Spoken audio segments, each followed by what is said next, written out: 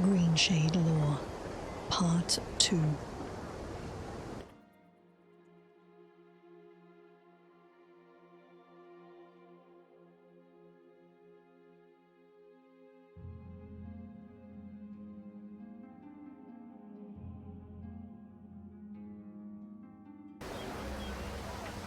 The Wilder King legend, transcribed from the oral tradition by an unknown author. Sing Valenwood, shout green, tell the tale of the mover, the shaper, the one, the Wilder King. His eye projects outwards to the world and touches everything he perceives. By his thoughts, he shapes it. Do you know where to find him? Have you looked to the hills? Have you looked to the trees? He is not there, because there is a place, and a place has boundaries, but the Wilder King is boundless. His is the court and the throne. He is the court and the throne. Where he walks, his footfalls fall on himself, and who does not hear his footfalls and quake? The earth shakes at his coming, and the rising of his hollow from the earth, like the delicate calm of an undisturbed pool. It is shattered by the smallest of stones, so terrible the force of the Wilder King's passing. Shout, bramble breach, wail, shadows watch. The Wilder King is friend and foe, foe and friend to both. For who can record his footsteps on the land? Who can hear the melody of his voice when he opens his mouth to sing? The Woodhof Gourmet, Chapter 1. Every wood elf knows that the more inward the part, the better it tastes, while the other races cook their meat until it is dry and bloodless, and waste entrails and brains. The wood elf knows that these parts are the juiciest, and therefore the most flavorful. The following delicacy is a highlight from the Greenshade region of the Valenwood. Jugged venison, 1 venison haunch, bloody, stock, 1 imported onion, finely chopped. Hang the haunch for 5 days until it is tender to the touch. Heat the haunch over a medium flame. The oil will give the meat a nice crisp outside. When the meat starts to pop, remove it from the heat. Seal the hot meat in a vase or a jug with stock and the onion, and let it stand for another fortnight. To serve, open the jug and pour the tender haunch onto the table. It is so tender that no knife is required. This meal will feed a family of 4, or a hunter who has gone a few days without killing any prey. There are so many more such delicacies, often passed down from parent to child. Visions of the Green Pact Bosmer. Excerpts from the original 4-volume work recorded by Morveus Andreas, who studied the Green Pact Bosmer for 3 years in the First Era, until he was killed in a morning war and devoured by the very clan he'd been studying. Banriel was 100 years old when she consumed the glow frog of the swamps, and it showed her the upside-down tree city of Heartgreen. It was populated by elves who walked exclusively on their hands.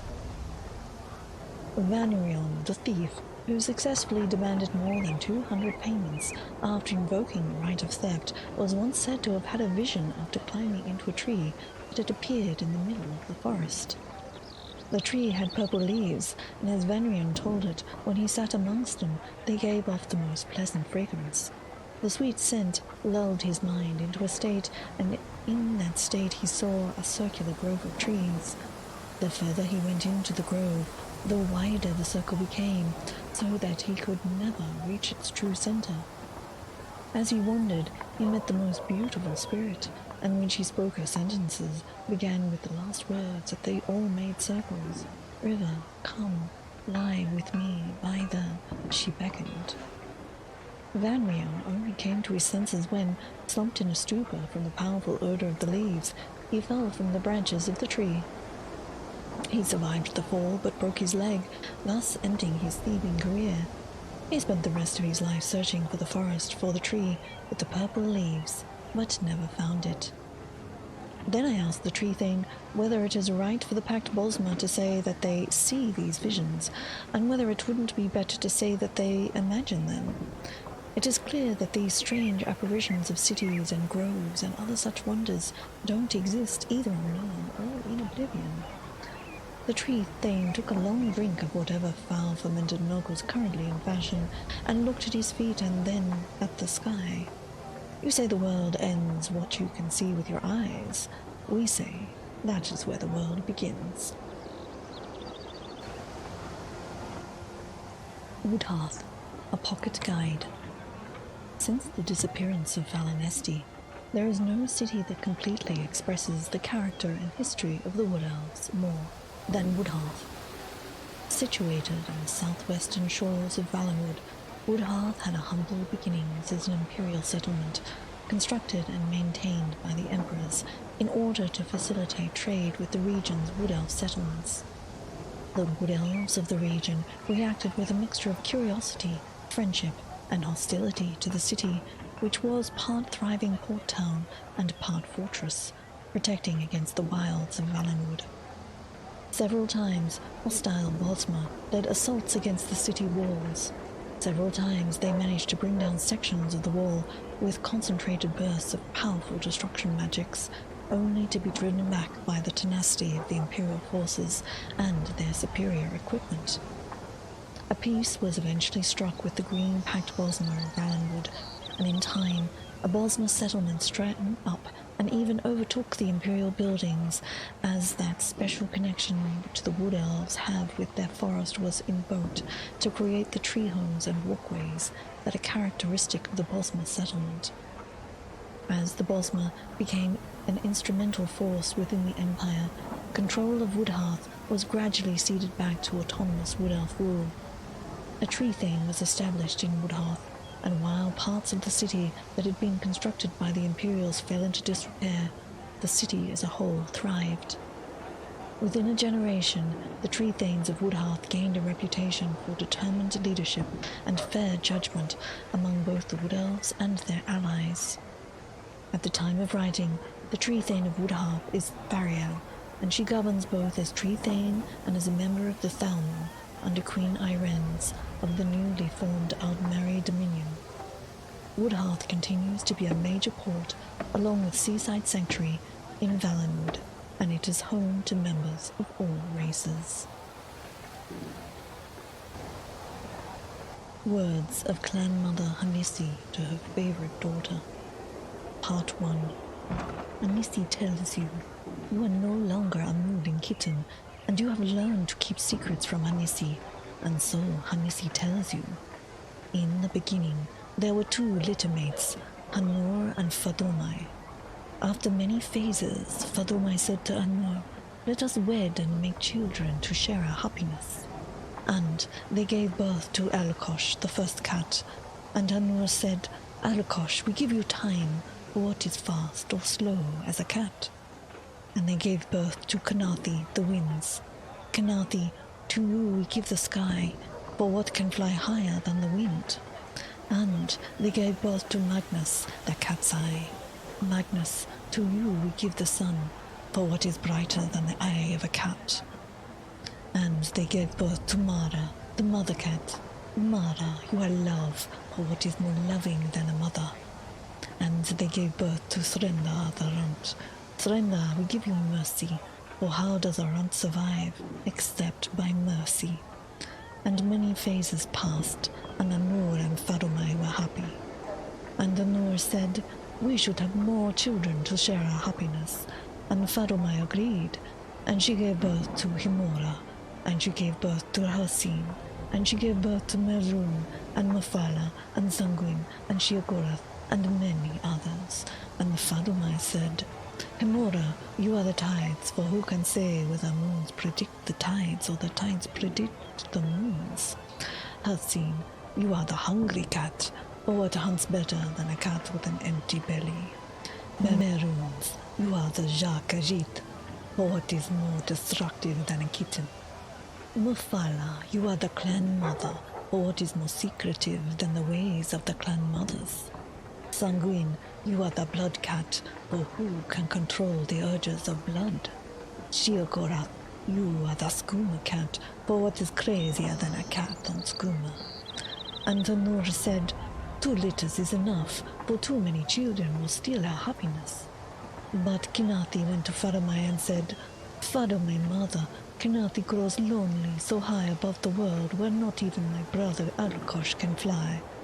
And Faramai took pity on her and tricked Nur to make her pregnant again. And Faramai gave birth to the moons and their motions, and she gave birth to Nurni, the majestic sands and lush forests, and she gave birth to Azura, the dusk and the dawn, and from the beginning Mimi and Azura fought for their mother's favor. And Nur caught Faramai when she was still birthing, and he was angry. And Nur struck Faramai, and she fled to birth the last of her litter far away in the great darkness. Faramai's children heard what happened, and they came to be with her and protect her from Anur's anger. And Faramai gave birth to Lokaj, the last of her litter in the great darkness. And the heart of Lokaj was filled with the great darkness. And when he was born, the great darkness knew his name, and it was Namira. Words of the clan mother Anisi to her favorite daughter, Part 2. And Faramai knew her time was near. Faramai said, Ja Kaje, to you Faramai gives the lattice, for what is steadier than the phases of the moons. Your eternal motions will protect us from Anu's anger. And the moons left to take their place in the heavens. And Anu growled and shook the great darkness, but he could not cross the lattice. And Faramai said, Nearly, to you Faramai leaves her greatest gift. You will give birth to many people, as Faramai gave birth today. When Mirni saw Azura had nothing, Mirni left smiling. And all Faramai's children left except Azura. And Faramai said, To you, my favorite daughter, Faramai leaves her greatest gift. To you, Faramai leaves her secrets. And Faramai told her favorite daughter 3 things. And Faramai said, When Mirni is filled with her children, take one of them and change them. Make them the fastest, cleverest, most beautiful people, and call them Khajiit. And Faramai said, The Khajiit must be the best climbers, for if Massa and Secundus fall, they must climb to Kanathi's breath and set the moons back in their courses. And Faramai said, The Khajiit must be the best deceivers, for they must always hide their nature from the children of Anur. And Faramai said, The Khajiit must be the best survivors, for Mirni would be jealous, and she will make the sands harsh, and the forest unforgiving, and the Khajiit will always be hungry and at war with Mirni. And with these words, Faramai died. After many phases, Mirni came to Lokhan and said, Lokaj, Faramai told me to give birth to many children, but there is no place for them. And Lokaj said, Lokaj makes a place for children, and Lokaj puts you there so you can give birth. But the heart of Lokaj was filled with the great darkness, and Lokaj tricked his siblings so that they were forced into this new place with Mirni. And many of Faramai's children escaped and became the stars, and many of Faramai's children died to make Mirni's path stable, and the survivors stayed and they punished Lokaj. The children of Faramai tore out the heart of Lokaj and hid it deep within Mirni. And they said, We curse you, noisy Lokaj, to walk Mirni for many phases. But Mirni soon forgave Lokaj, for Mirni could make children. And she filled herself with children, but cried because her favorite children, the forest people, did not know their shape. And Azura came to her and said, Oh Mirni, stop your tears. Azura makes for you a gift of new people. Mirni stopped weeping, and Azura spoke the first secret to the moons, and they parted and let Azura pass. And Azura took some forest people who were torn between man and beast, and she placed them in the best deserts and forests on Nirni. And Azura in her wisdom made them many shapes, one for every purpose. And Azura named them Khajiit, and told them her second secret, and taught them the value of secrets. And Azura bound the new Khajiit to the lunar lattice as if proper for Nirni's secret defenders. Then Azura spoke the third secret, and the moon shone down on the marshes, and the light became sugar. But Ifre heard the first secret and snuck in behind Azura, and Ifre could not appreciate secrets, so he told Nirni of Azura's trick. So Nirni made the deserts hot and the suns biting, and Nirni made the forests wet and filled them with poisons. And Nirni thanked Ifre and let him change the forest people also. And Ifre did not have Azura's subtle wisdom, so Ifre made the forest people elves always and never beasts. And Ifre named them Bosmer. And from that moment, they were no longer in the same litter as the Khajiit. And because Ifre had no appreciation for secrets, he shouted the first secret across all the heavens with his last breath, so that all of Faramai's children could cross the lattice. But Azura, in her wisdom, closed the ears of angry Armor and noisy Lorcage, so they alone did not hear the word. I hope you've been enjoying these lore readings, and if you have, please do consider subscribing to the channel. Thanks for watching.